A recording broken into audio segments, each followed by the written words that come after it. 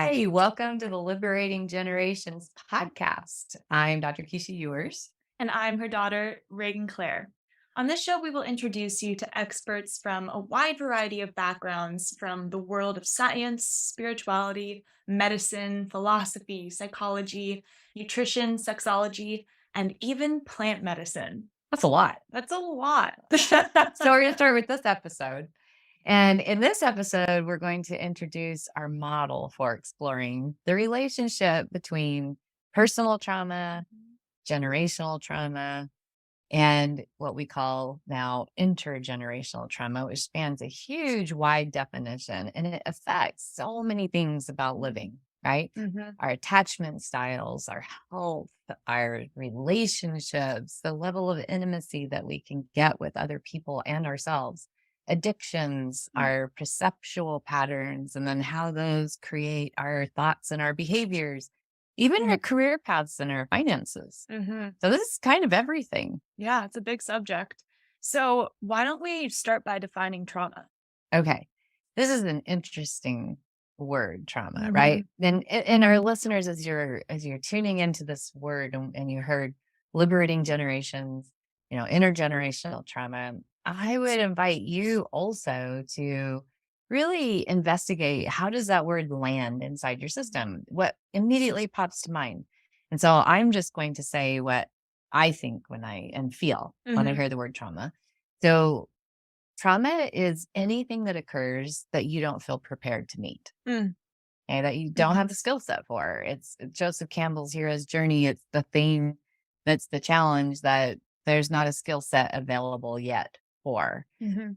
So that means everyone's had trauma.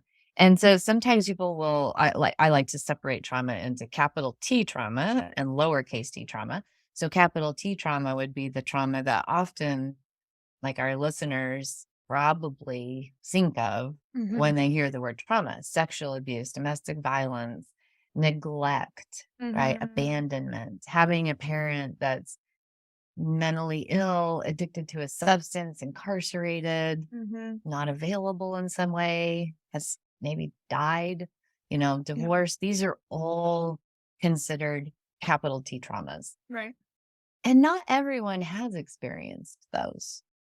And Right. so people that haven't experienced those, there's a giant study that we'll talk about throughout the course of this podcast. And it's called the Adverse Childhood Experiences Study, done between 1995 and 1997. And the findings from that were really compelling. The Centers for Disease Control and Kaiser Permanente conducted this big study. And Mhm. they asked their participants, Kaiser enrollees, if anyone before the age of 18 had experienced any of the things that I just talked about. Right. One of them, you get an ACEs score of 1. Two of them, ACEs score of 2. Mm. 3, 3.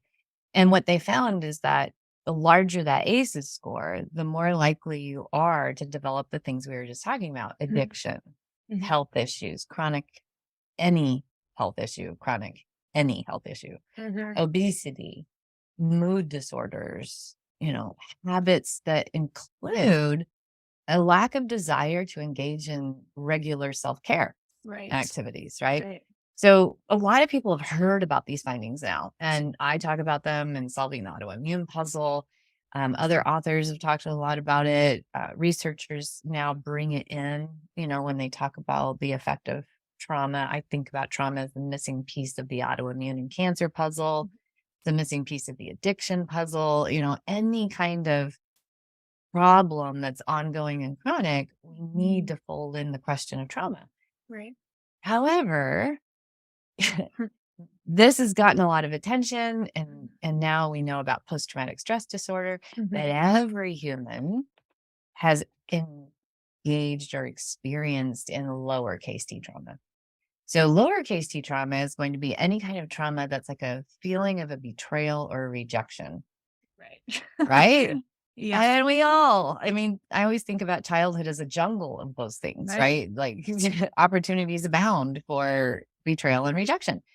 So we go into the neurological piece of this, the neurobiology, which we promise to talk about throughout this, podcast series is bringing in the neurobiology of what's going on and Mhm. how that then impacts the next thing, then we know that our brains are wired to understand if we are put on the outside of the firelight circle in tribal days, Mhm. then we could get eaten by the saber-tooth tiger, Mhm. right? Right. So it's also important that we remember where the saber-toothed tiger den is. It's also Mhm. important we remember where the poison berries are and that Mhm. fire is hot. So we remember our little tea traumas, Right. right? We hold on to them for a very good reason so that we Right. don't repeat them. And so our species can stay alive. Right. And that's almost like a physiological response. It Like it is. is. Yeah. Yeah. Yeah. Yeah. So if you have this experience in childhood, which another little biological piece of this is that we don't have a fully developed prefrontal cortex of our brain. We call that Mhm. the adult brain. It's our executive function. It's what Right. actually makes us so that we're not just under the sway of impulses all the time. Hear that? Yeah. Been waiting to turn 26 to get that full plan for quite some time now. Starting 26 in just a couple months, everyone's going to be an adult. Finally. Impulse control. So, as a child, we don't have that in place. And so we have this amygdala, the limbic system that's always on, that's going, am I safe? Am I good enough? Am I going to be accepted by the tribe? I don't know what you're talking about. No, I've none of us never do. have experienced Yeah, that. same here, right? So all of our meanings that we make before the age of 26 are based on this underdeveloped brain, appropriate Mhm. for the state and stage we're in, Right. and also a skill set that is matching the age that we go through the experience with. Right. So when we talk about trauma, there are a lot of traumas that are not put in books as in like the DSM-5, the psychology manual Mm. for a diagnostic criteria of a disease that's a Right. mental health disorder. So they're never mentioned things like tripping in front of the entire class with your cafeteria tray Right. and having everyone erupt in laughter, or Mhm. missing the spelling bee word in 5th grade when the whole class is watching you there, Mhm. right? And you screw up the word refrigerator. Like, Mhm. that's not going to make it to the books as a trauma. Right. And yet, the way that our little minds work, Mhm. right? From the meaning we make up about that event, it colors everything going forward. And each of us will do it differently. And our genetics actually do affect this. So some of us Mhm. are wired to be a little bit more sensitive genetically. Mm. That's How interesting. so? Can you go into that a little bit more? We'll circle back around Okay. on it. Yeah. And then some of us are, if you think about like Ayurvedic medicine or Chinese medicine, we're not all the same. Right. So we have different elements in us. Some of us are more fiery people, more watery people, more air, more space, more earth. And so the way that we bring information forward, digest it, Mhm. and create opinions and thoughts and behaviors from it Mhm. will also be very different. Right. So we're all just different. And so when we get to be in adulthood, so those of you that are listening to this podcast probably have reached your 20s. And now you get this great opportunity every time you're triggered in life to go back and investigate. Mhm. Is this meaning I created as a child helping right now? Is it serving or is it getting in the way and causing suffering? Serving or suffering? Mhm. So this podcast episode is about the model we use to work through that suffering so that you don't pass it on to your parents, to your kids, your grandkids, Mhm. your friends, your coworkers, everybody, right? Yeah. So when we talk about liberating generations, we're really talking about the self-liberation that then influences generations around us. Yes. Like just how trauma is inherited by the lineages that came before us, healing can also be inherited, but it Yes, takes us doing the work. exactly. Yeah. Being curious. Curious. Yeah. I call it I like that. curious curiosity with compassion, compassionate curiosity, Mm-hmm. right? We want to sprinkle the whole thing with compassion. Mm-hmm. And what does that keep us from? Blame, shame, and judgment. Yeah. And then once we see, this is the other part of it, is being willing to show up to do that self Right. inquiry with curiosity that is sprinkled with compassion, Mm-hmm. and then integrating what we learn Mm-hmm. as a practice with every breath, every thought, every word, right? Yeah. And then we can rewire and reframe and create a whole new perceptual field for ourselves. Mm-hmm. But you can't just think your way out of it. You have to actually do it. Process. That's hard. That's the hard part. Mhm. I know the thinking part is easy. Yeah. Yeah. Yeah. But we're not just brains, everybody. Right. There's a heart in there. There's a lot of sexy neuroscience right now. People are really enamored with that. Yeah. But we're leaving behind the heart. Yeah. We're leaving behind See the that? body, Mm-hmm. right? Everyone wants to think their way in and out of situations, but the one that is the thinker in there is the one that got you into the suffering in the first place. We're really just all walking around as disembodied versions of ourselves. If we're Yeah. suffering, If we're yes. suffering, yeah. Yes, yes. So should we talk a little bit about why we came to this, and then we Yeah. can unfold a little model for working through things? Yeah. Yeah. So, Liberating Generations podcast was my idea. I went through a addiction with alcohol, and I'm in recovery now, 6 months sober. So, yeah, I mean, it's liberating within and of itself to be at this point now. But, when I was in the grips of addiction and just at my very worst mental health wise, physically, emotionally, spiritually, I was just completely out of alignment in every area of my life. And what I turned to was alcohol and also food. I was also in the grips of an eating disorder. And so I was down at school going to get my doctorate in chiropractic medicine.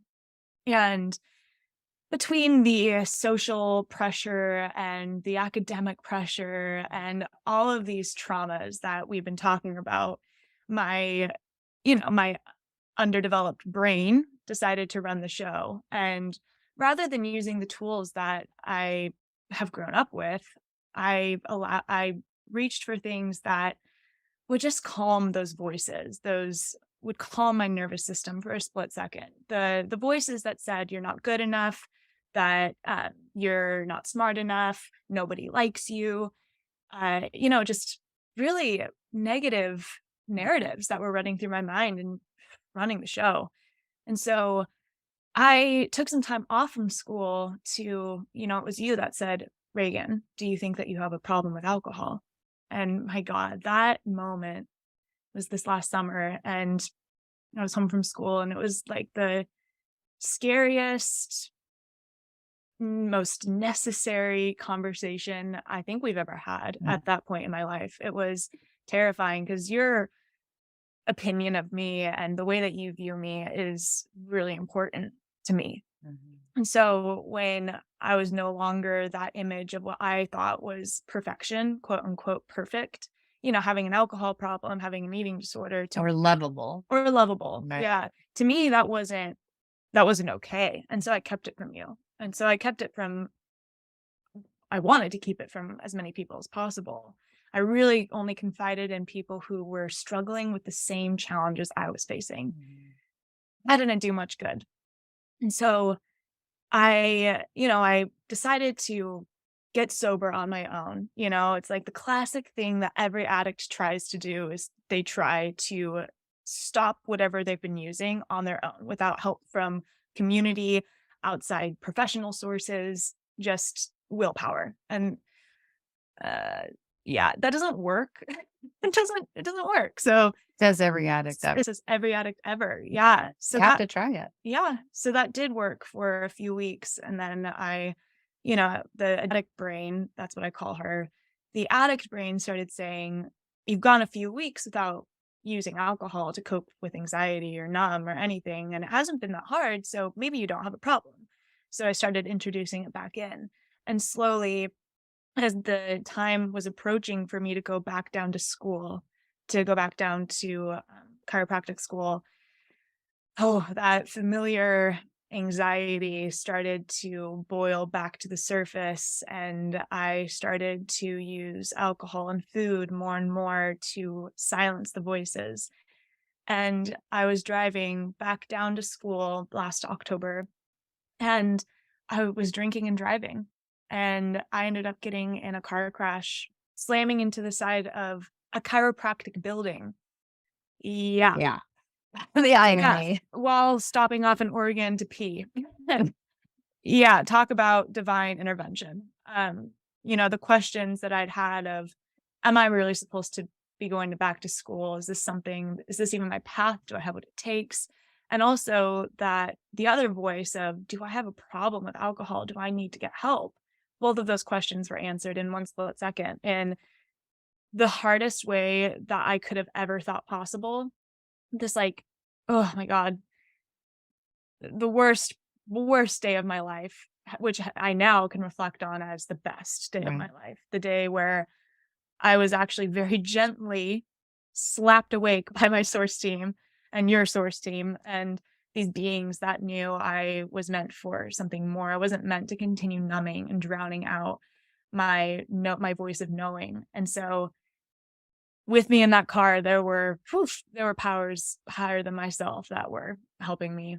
So you'll hear us talk throughout the podcast series about source team, the Mhm. divine, Yeah. God, goddess, whatever. Try and insert word that makes sense to you. Yeah. Energy, Mhm. guides, Yeah. right? Yeah, Higher whatever power, is in higher alignment. self. Yeah, yeah. Everybody has their own Mhm. wording for that, but definitely, yeah. Yeah, and for me, it is higher power source team, and so when I say that, that's what I'm referring to. So, I obviously couldn't go back to school then. There was something a lot more important that I needed to look at, which was my relationship with dealing with discomfort. At the end of the day, that's what it was. My addiction was a complete aversion to being uncomfortable. And Specifically anxious. specifically anxious. Yeah, Yeah. a lot of anxiety. So So this one, yeah, I have a photo of my little girl self, and my mom has one here too. They're looking at us, they're hanging out while we do this interview. yeah, this is the one that was driving to grad school. Yeah, this little girl who was Yeah. afraid of being bullied again on the playground and was believing what the mean girls were saying about her and was taking it as fact rather than 6 months later, I can see like I have this luminous essence about me and it's more than human form. It's so much more Yeah. than what anyone else's opinions of me were. But that's taken a lot of processing and a lot of work to get to that point. And so, Liberating Generations, how this podcast came to be was my mom and I were going for a hike after the accident about a couple weeks after I came back to Washington. And I was walking and I heard this voice that said, you need to tell your story.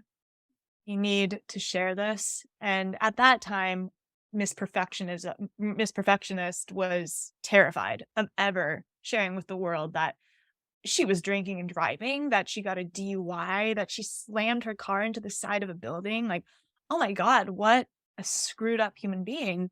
And I heard that voice and I listened, for the first time maybe ever, I actually listened. And I turned to my mom on the trail and I asked her, would you be interested in talking about intergenerational trauma on a podcast? Because my addiction goes so much deeper than just me. I can feel it in my bones that it's not just me that has experienced this, it's lineages that have come before me. And I mean, obviously, this is something that is so common. Yeah. So common. And So common. And of course, I'm an integrative medicine provider, Mhm. uh, psychedelics assisted, certified psychedelic medicine Yeah. therapist, I'm just dying doula. Like I have all these qualifications, certifications, degrees, and I help people with this all the time. Mm-hmm. And it's only because of my own stories that are similar, Right. right? But different. Right. And so because we have a different storyline, each one of us, we think that we are in isolation, that we're unique. Mm-hmm. When in reality, if you boil all of it down, every single one of us is the luminous awareness, our consciousness that moves beyond this body. Right. When the body is shed at death, we go on, and it's that part, that clear mind. And so that part, it can't be bound by the body, Mm-hmm. but we forget that that's who we are. Right. And all of these trauma patterns are like clouds in front of it. And then all we see are each other's cloud patterns, right? And our own, judge them, become afraid of them, are angry at them, Yeah. blame them, shame them, and then pass them on. When in reality, we are pure awareness. And what this podcast is meant to really offer is tools for staying awake to the awareness that you are, that luminous nature that is yours. It's called Christ consciousness in Christianity. In Buddhism, they call it Buddha nature. So we'll be referencing that. This is the part that when Reagan came, so my part of that story, Yeah. I was backpacking. Reagan was on her way back down to school. I'd gone up into the mountains to backpack, and I was off grid for a few days. And then I still had another day up there. And really early in the morning when it was still dark outside, so probably 4, 5 o'clock, I get this voice that just says, "Wake up." And I woke up and I looked around to see who was calling me and said, "You have to go now." I said, "Okay."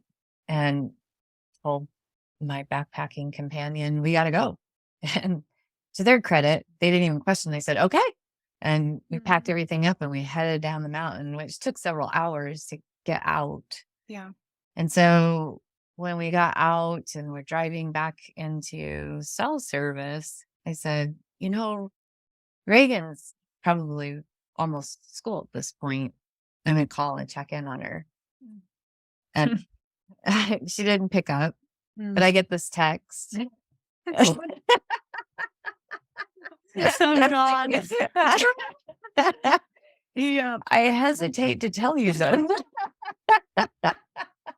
but I'm in the back of a police car right now. I was only able to text because I was on good behavior. So the nice officer took me out of my handcuffs so I could use my phone. Oh my God. And she said, "Don't worry." Don't worry. I'm just on my way to a sobering center. Don't worry. That's all good. So says any mother anywhere in the world right now. What? Right? Don't worry. Right. I hesitate to tell you this, but I'm in the back of a police car. That's what everyone wants to hear from their child. So I call and talk to the arresting officer, and he tells me what happened. And so it just went from there. And the choices that came up right there were go to inpatient detox facility, which was the primary vote, which I called around and talked to some of the counselors for them to kind of see what's available, what they do, and how to get you admitted the next day. And then I started realizing that what they're offering is probably really good. Yeah. And a new avenue was sort of lit up in my meditation around this. And so I presented it to you and said, you should be going to an inpatient rehab. And here's why. You'll be in program, you'll be getting counseling, you'll be watched, she said, "I want to come home." I Mhm. don't want to go. And I said, yes, I understand that. And here's what we'll do. And then if it doesn't work, then the agreement is you go into inpatient, right? Yeah. And so she came home and that picture was waiting on her pillow, Yeah. right? Yeah. Little Reagan. And it was like the first, I just felt like for you, this reaction that you're having right now, that, oh, the thing mom's been saying my whole life, no matter what you do, you are lovable. You are loved. You are deserving. You are worthy, right? Yeah. You are not your mistakes and your flaws and how you see yourself as a result of those. You are not shame. That was pretty big, wasn't it? Yeah. Yeah. Yeah. And I could see that, like, oh, you haven't believed that. And then I thought about, like, all of us are kind of like that, probably. Do we Yeah. really believe that we are completely lovable? Well, I wasn't completely loving myself. Exactly. Yeah. And that's the punchline, Right. right? Is that we're judging ourselves. We're feeling ashamed of ourselves. Yeah. And we hold our parents as the voice, right? Mhm. Yeah. Right. It was your voice Mhm. who was doing the shaming when in reality it was me. It was Right. all me. Right. There's the intergenerational part. Yeah. And so, and of course, I've done that with my parents and they've done that with their parents, right? Mhm. Used that voice of when you're a child and you're told that's a wrong action. No, don't stick the bobby pin in the outlet. It'll electrocute you and you'll die, or getting yelled at for running out in traffic, right? And then taking that on as I'm bad. Mhm. It's really interesting how we then keep that voice Right.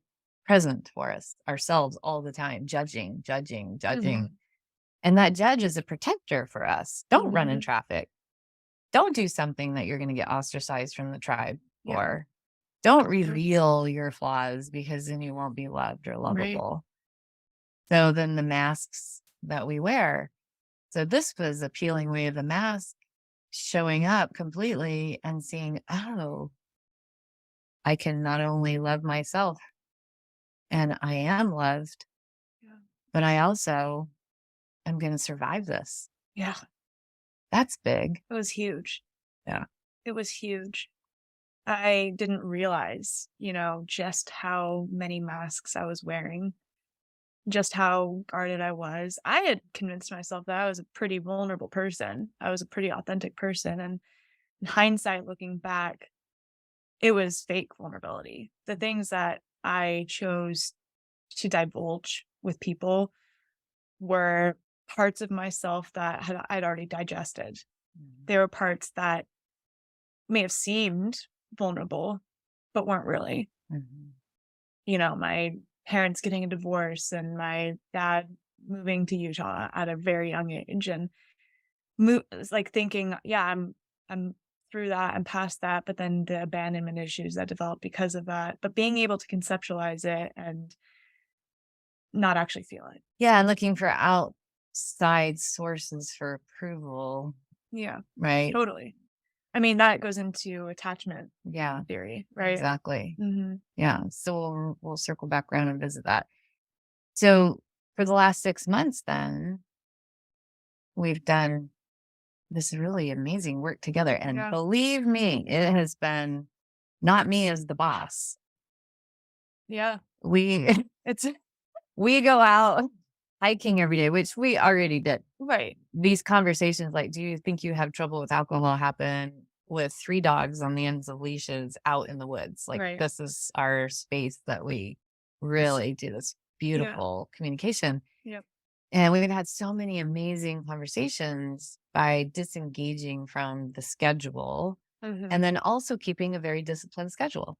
Yeah, it's a schedule that wouldn't be viewed as good in our day and age, right? Good, quote unquote good. What is good? But Fun. it's not productive. It's productive in the way that we Yeah. need, but it's not productive in the way of it's making us money. It's networking. It's not productive in that way, but it's productive in a spiritual self growth, evolutionary kind of way.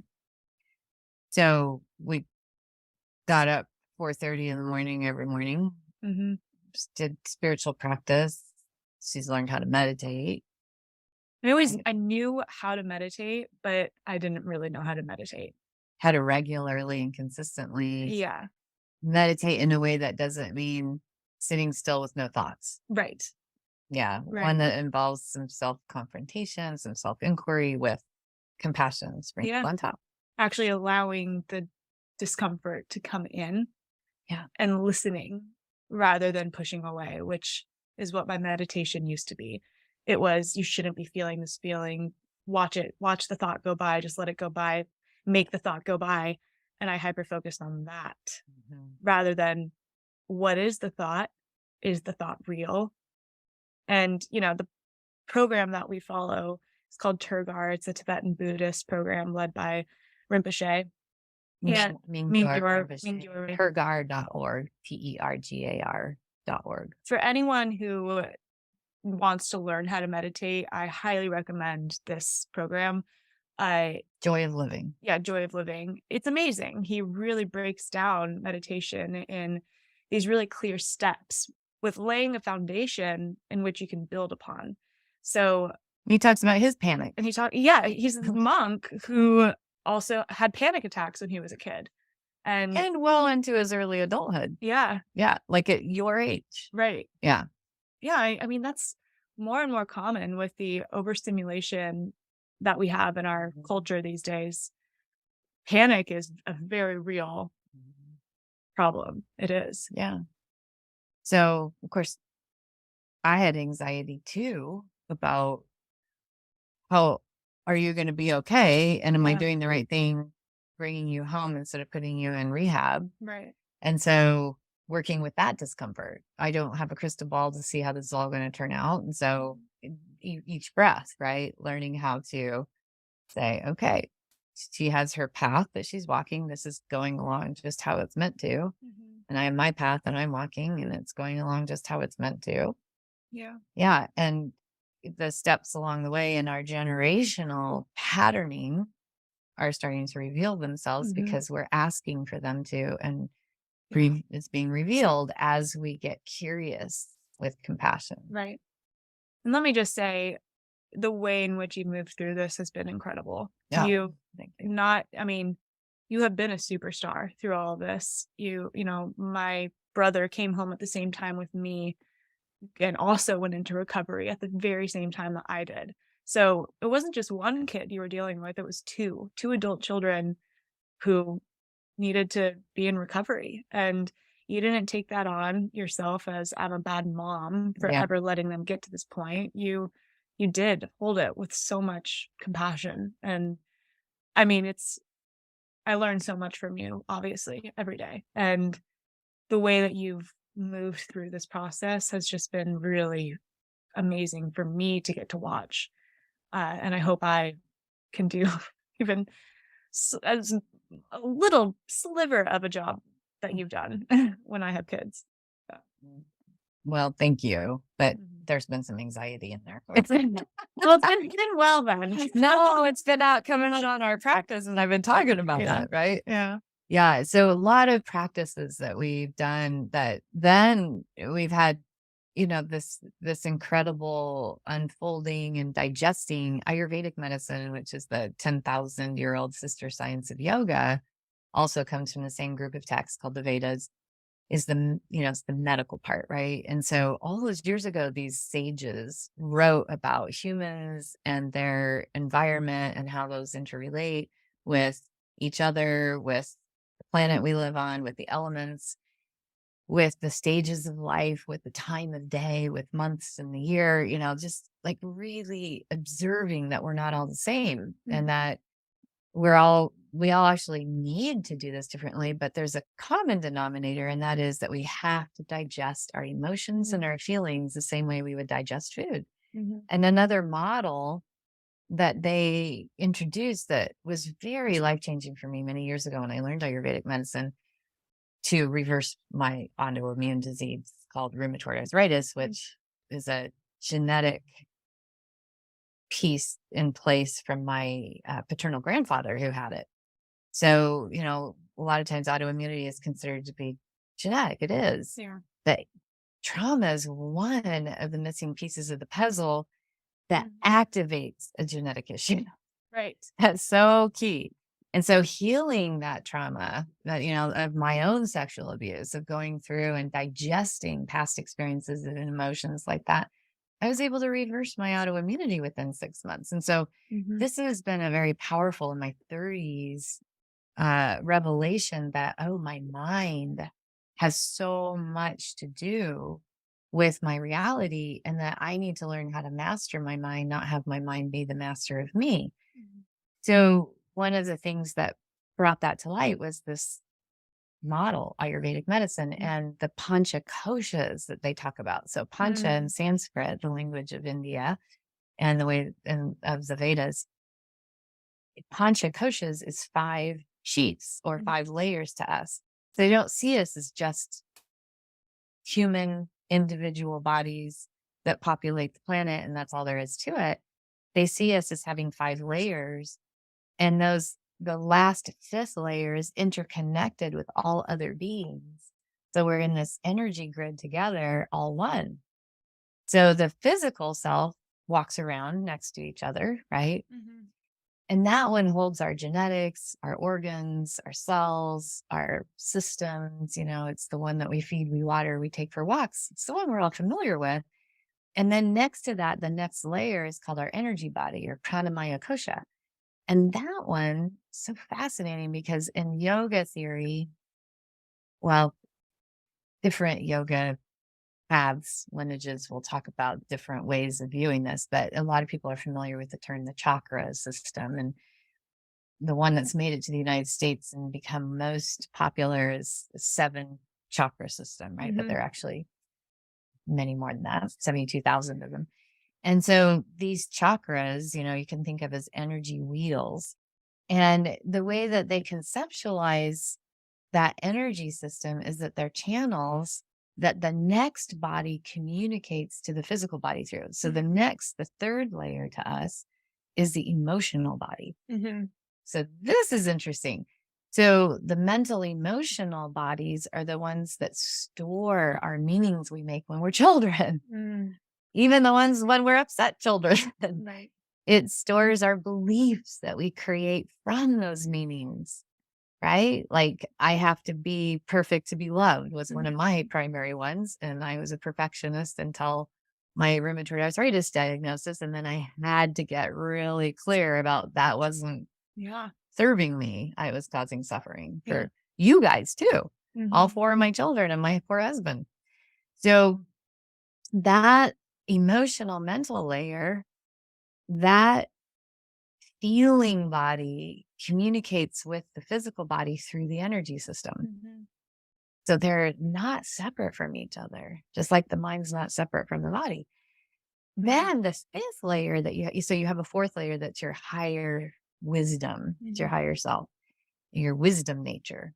And that one, you only get that from crashing cars into Mhm. buildings and Yeah. overcoming disease and Mhm. right, learning the lessons of the hard stuff, right? The Yeah. Saturn returns time. Like, Right. these are the things that we get our pearls of wisdom from. And then the last layer to us, called the Anandamaya Kosha, it's your bliss layer, your bliss sheet. It never is perturbed. It's just like this eternal happiness and wisdom. And it is linked up to what Carl Jung would call our collective unconscious, like all knowledge, all wisdom, all that is. It is the one that knows itself to be luminous nature Mm. that's unbounded by the physical self. Mhm. So it's the one that knows itself and all else to be clear mind, right? It's the one that just is, Mhm. doesn't have to do. And so we always want access to that. We can get there in a lot of different situations. Like, when I've been to the top of mountains and right Mhm. during sex and while you're showering, sometimes you get those epiphanies, Mhm. right? Where you're cuddling with the dogs or a baby or your children, or, You're just engaged in this really a beautiful awareness that Mhm. everything is love. And then you've accessed that part. But we don't get constant, consistent access to that if we're toxic and the other layers that come before. Mhm. And so, what this is about, this podcast, is we're helping people track that Yeah. so they can get access to their true wisdom nature, Mm. right? Mhm. Yeah. Which knows that it requires compassion and wisdom. They're two wings of the bird that help fly, right? And that wisdom is that nothing is permanent. Yeah. Everything dies that we love. I mean, that's like harsh truth, right? And so as you're driving down to school, you're getting more and more anxious because you want your image to be a certain way. Mhm. This is every human. We, Yeah. we do so much work on cultivating an image. Mhm. It's all ego. It's Yeah. all ego. But it's the protector part of it that's saying, don't let anyone see anything but than that, or you might not be safe. And you Yeah. know, yeah. Yeah. And so your experience of letting that energy go, of having to cultivate and protect an image, Mhm. freedom, So right? much liberation. Yeah. Thank God. Yeah. So much energy freed up. So much energy freed up. Mhm. And the reason I've been able to do it with some balance of equanimity, being with this whole process, is because a long, long, long time ago, I was able to release attachment to the idea that what my kids did reflected on who I am. Yeah. And that's where parents suffer, is if they actually think that how their kids turn out Right. or their behavior or who they choose as a partner or what they do for a living or how much money they make, all of those things has anything to do with them Mhm. and their worth, Right, when in the reality is we all come in here our own path. with our own path, our own karma, our own dharma, and we're just here trying to figure it out and live it out. Yeah. Yeah. Yeah. So I'm so proud of you.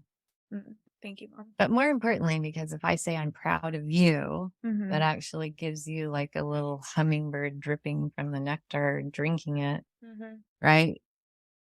Mhm. I would say, I hope you feel empowered, Right. right? Right. I hope you feel empowered I by this whole do. process. I do. Yeah. Yeah. What an inspiration you are. Thank you, mom. Mhm. Yeah, I mean, I could not have done it without your support. That may be true. And Yeah. so that's the other part, right? Is that community, the edges of us that Yeah. are connected to each other, so important. So important. Community's been really important in your recovery. Oh my God. I cannot tell you. Daily AA meetings Yeah. for 90 days. Yeah, for 90 days. Yeah.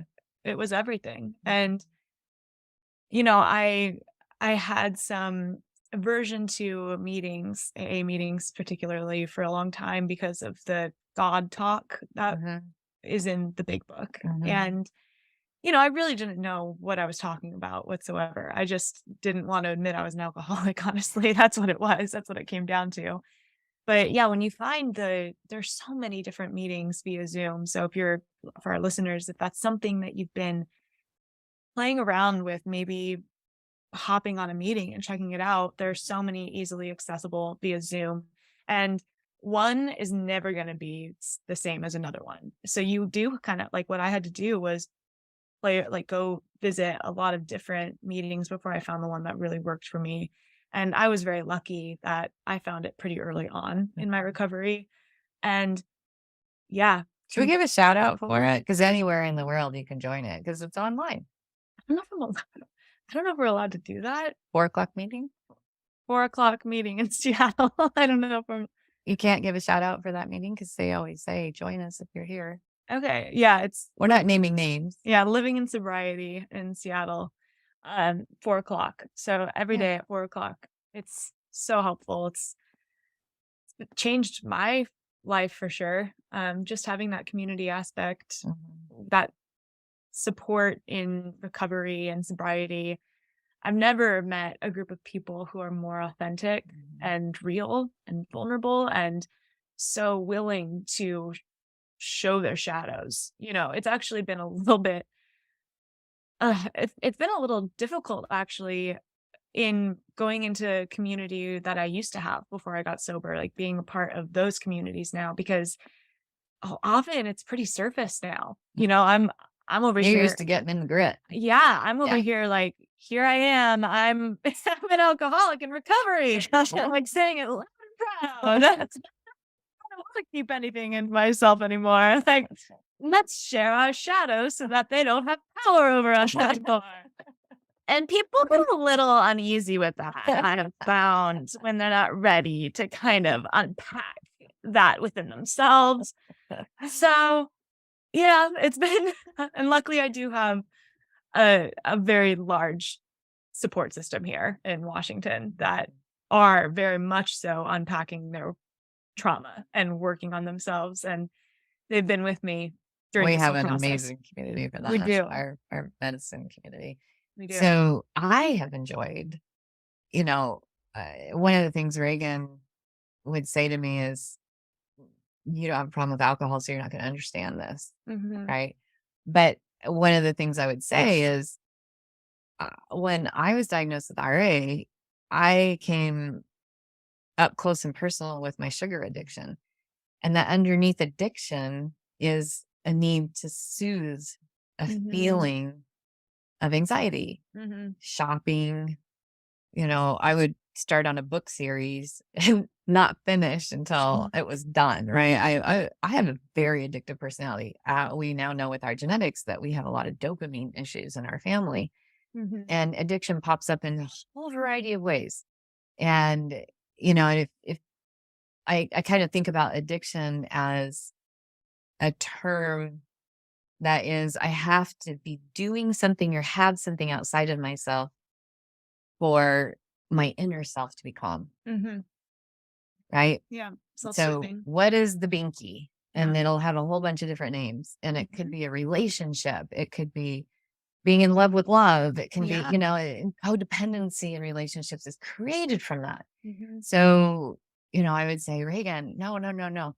Your mom is an addict, in a recovery.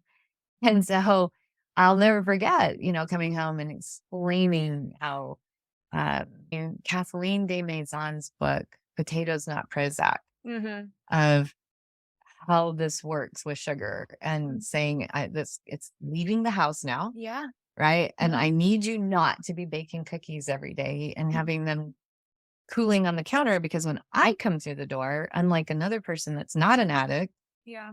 I can't just ignore it. I'll have six. Right. And so that's not because I'm hungry. It's a Mhm. different kind of hunger. I might be tired. I might be angry. I might be feeling low resilience because of emotional stuff. And so I'm using that to make myself feel better. So, in working with people with autoimmune disease and cancer, I'm always helping people get in touch with, like, what's the addiction there? It can be even to the disease, to the victim's Yeah. story, right? Yeah. To the attention that you get from that. There's so many ways that addiction burbles up. Mhm. And so when I would listen to her meeting, I would join her all the time and not speak, but just listen. I thought, why is this reserved just for alcoholics? Like, Mhm. this is so good. Everyone ought to have this opportunity daily Yeah. to dive in, check in, and just like get in the community field of healing. Mhm. I loved the big book, Mhm. and so, we've been creating a community where that can happen now. And so I think that that's a big part of anyone's healing process when Yeah. we're talking about healing intergenerational trauma, because it is from generations. And so, in the field of that, you can't do it in isolation. No. No, Yeah. what I've learned is that, I mean, we're not different. None of us are different. We're all interconnected, Yep. and our problems are not special. Yeah. You know, like we're not actually that special. Um, We think about ourselves far more than anyone else does. oh, yeah. Yeah. In reading the material, in the big book, I heard myself in so many of those stories, like to a T, where it Mhm. could have been written about me. Mhm. And yeah, you're right. I think that the world would be a lot better of a place if every single person was working some sort of program like this, Mhm. because addiction is everywhere, whether it's alcohol or something else. It is everywhere. And I mean, working those steps, it is quite literally simply an accountability practice. Exactly. A Taking practice responsibility. exactly, Mhm. getting out of the victim cycle, taking accountability and being in integrity. And to me, God, that's what keeps me going back. It is a spiritual practice. Right. Yeah. So as the episodes unfold, I feel like we've We probably probably been talking way on a over lot. time. So we're at a close now. We have a lot that we'll bring forward in terms of attachment, healing, attachment wounds, Mm. perceptions, the way those work and color our reality. The Enneagram is a favorite tool. Human design. Human design, Yeah. astrology, all of these are Mhm. just tools. They're not the answer. And whenever we're suffering, it's because of our own expectations of Mhm. some sort, whether we're projecting them onto someone else, life, God, Yeah. ourselves, our bodies, if we're suffering, it's because an expectation hasn't been met. Yeah. And so that's what this series will be, is about how to dive into that and liberate yourself from that Mhm. suffering by shifting those perceptions and tools Yeah. to do that. Mm. So we're really excited that you're joining us. Yes. I'm so excited. Yeah. Next episode, when we just talk with each other, we'll have to Mhm. talk a little bit about specifically how we step through some of the triggering that happens inside our family Yeah. and putting this stuff to work. Yeah. Because there's a Vedic sage a long time ago by the name of Harish Johari from India that used to say, so if you think that you're enlightened, go back and spend 2 weeks with your family of origin. And then you'll see. Yeah, and that's why everyone becomes so absurd over the holidays. Right. So we'll talk about that and how that plays in and a lot of the freeing from some of that we've been doing. Yeah. The They the potholes and the speed bumps they happen. and the wins, Yeah, right? absolutely. Yeah. And Yeah. please reach out with questions, Yes. material that you would like to know more about, um, people that you would like to see interviewed. We want to hear your feedback. We do. We Yeah. love questions. So we want to make this as interactive as possible. Yes. All right. So thank you for joining us and we will see you next time. Until then, be well.